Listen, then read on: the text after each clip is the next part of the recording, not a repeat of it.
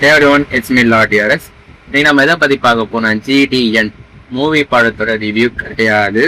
அதுக்கு பதில் ஜிடி நாயுடுனா யாரு, அவர் என்னென்ன பண்ணாரு, ஏன் அவரை ஆல்வா எடிசன் ஆஃப் இந்தியான்னு ஏன் சொல்றாங்க, அது எல்லாமே இந்த வீடியோல பார்க்கலாம். தென் இது ஒரு சின்ன ஒரு ஹிஸ்ட்ரி கிளாஸ் மாதிரி இருக்கும். ஸோ ஸ்கிப் பண்ணாதீங்க, பாருங்க. உங்களுக்கு என்டர்டைன்மெண்ட்டாக வேணும்னா மாதவன் சார் மூவி ரிலீஸ் அதை போய் பாருங்க. தியேட்டிக்கலாக வேணும்னா ஒரு எபிசோட் ஒரு நல்ல ஒரு இதுவாக இருக்கணும்னா நம்ம வீடியோ பாருங்க. அவங்க வீடியோக்குள்ள போகலாம். ஜிடி நாயுடு ஒரு விவசாய குடும்பத்தில் பிறந்த வர்றாங்க. ஜிடி நாயுடு கரெக்டாக 1893 மார்ச் 23 இவர் பிறக்கிறார். எங்கன்னா நம்ம கோயம்புத்தூர்ல தாங்க.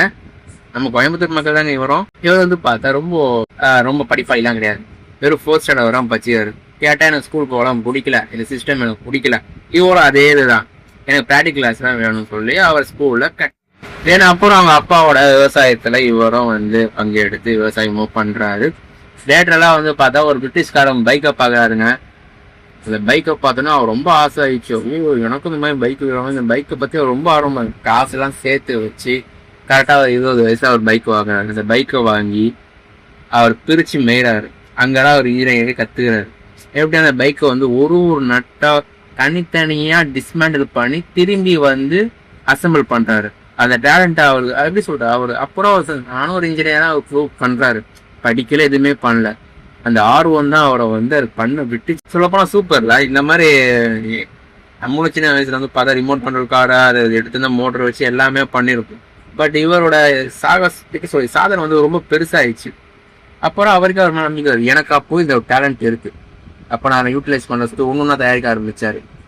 ஃபர்ஸ்ட் சொல்ல போனா இந்தியனோட ஃபர்ஸ்ட் சேவிங் ரேசர் அவர் தான் வந்து ஃபர்ஸ்ட் மேனுஃபேக்சர் பண்ண. அது மட்டும் இல்லாமல் ஏகப்பட்ட சின்ன சின்ன மிஷின், விவசாயத்துக்கு சம்மந்தப்பட்ட ரேடியோ ஒன்னா அவர் இந்தியாவில் மேனுஃபேக்சர் பண்ண. பட் பேட்டர்ன் வந்து இந்தியா அப்படின்னு காரணம் பட்ஜெட். அதே மாதிரி அந்த டைம் வந்து பிரிட்டிஷ் ரூல் பண்ணிட்டு இருந்தாங்க. இந்த சமயத்தை நம்ம ஃப்ரீடம் கிடைக்கல. இவர் வந்து பார்த்தா இவரோட இன்வென்ஷன்லாம் நாளுக்கு நாடு ரொம்ப ரொம்ப ரொம்ப ரொம்ப சூப்பராகிட்டு வருது. ஆனால் இவர் டிஜிட்டல் கால்குலேட்டரு, ரேடியோ, அதே மாதிரி எலக்ட்ரிக் ரேசர், அது இல்லாமல் இன்னும் ஏகப்பட்ட விஷயத்த இவர் கண்டுபிடிச்சி, அப்புறம் எலக்ட்ரிக்கல் மோட்டர் இதுவும் அவராக கண்டுபிடிச்சாரு. இவரை வந்து பாராட்டுற விதமா நம்ம சொல்லப்போனால் ஒரு வாட்டி ஜெர்மனிக்கு போய் ஹிட்லரே சந்திச்சு இது பண்ண. அப்போ ஹிட்லர் சொல்லிக்கிறாரு, இப்போ இன்வெஸ்ட்க்கு நாங்கள் ஃபேனுங்க சொல்லிக்கிறாரு. அது திரும்ப நம்ம ஜிடி நாயுடு இருக்கிறான். இவர் கரெக்டா 1974 இறந்துட்டார். இவரோட இலக்கு ரொம்ப பெருசா இருந்தாலும் இவர் தான் அந்த விதையை கொட்டாரு. அதை நினைச்சு எனக்கு ரொம்ப ப்ரௌடா இருக்கு. சொல்லப்போனா இடப்பட்ட காலத்துல இந்த வந்து ஒரு பிசினஸ் ஸ்டார்ட் பண்ணான்னு பிளான் போறாரு. 1910 வந்து பார்த்தா கோயம்புத்தூர்ல வந்து ஒரு பஸ்ஸை வந்து இது பண்றாரு. அந்த பஸ் எப்படின்னா ஒரு செகண்ட் பஸ் அவர் வாங்கி அதை வந்து டியூன் பண்ணி அவருக்கு ஏற்ற மாதிரி மாத்தி இது வந்து டிராவலுக்கு இது பண்றாரு. சொல்லப்போனா எல்லாரும் சீப் கம்மி ரேட்ல சொல்லப்போனா இதான் ஃபர்ஸ்ட் டிராவல்ஸ் நம்ம இந்தியாவில். அந்த பிரிட்டிஷ் டைம்ல 1910 ஃபர்ஸ்ட் டிராவல் இதுதான். ஒரு இந்தியன் வந்து டிராவல்ஸ் ஆரம்பிச்சு. இது வந்து பார்த்தா பிரிட்டிஷ்காரன் சப்போர்ட் கிடையாது, பிரிட்டிஷ் எதுவும் பண்ணல.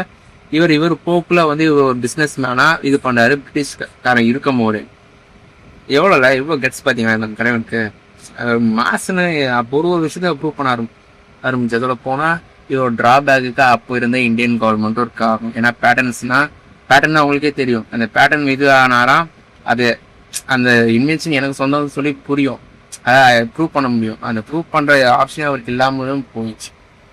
இவர் எஜுகேஷன் என்னதான் வீக்காக இருந்தாலும் நேச்சராகவே ஒரு இன்ஜினியருங்க. அதனால வந்து பார்த்தா ஜிடி நாயுடு சாரை பத்தி எப்படி சொல்றதே எனக்கு ரொம்ப பெருமையாக அவரை பத்தி பேசுறாரு. தமிழன் அதுவே ஒரு பெரிய பெருமையில. அதே மாதிரி அவருக்கு பிடிக்காத விஷயமே இந்த இம்பாசிபிள்.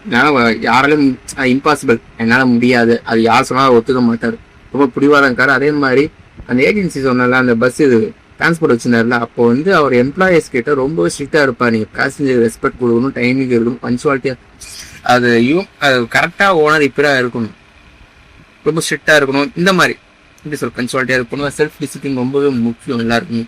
அதை வந்து அவர் ரொம்பவே பாயிண்ட் அவுட் பண்ணி பேசிட்டு இருந்தாரு. நான் சொல்லுவேன், நம்ம ஜிடி நாயுடு சாரோட ட்ரீம் என்ன தெரியுமாங்க, இந்தியாவிலேருந்து ஃபாரின் கண்ட்ரிஸுக்கு வந்து பார்த்தா டெக்னாலஜி வந்து போகணும்.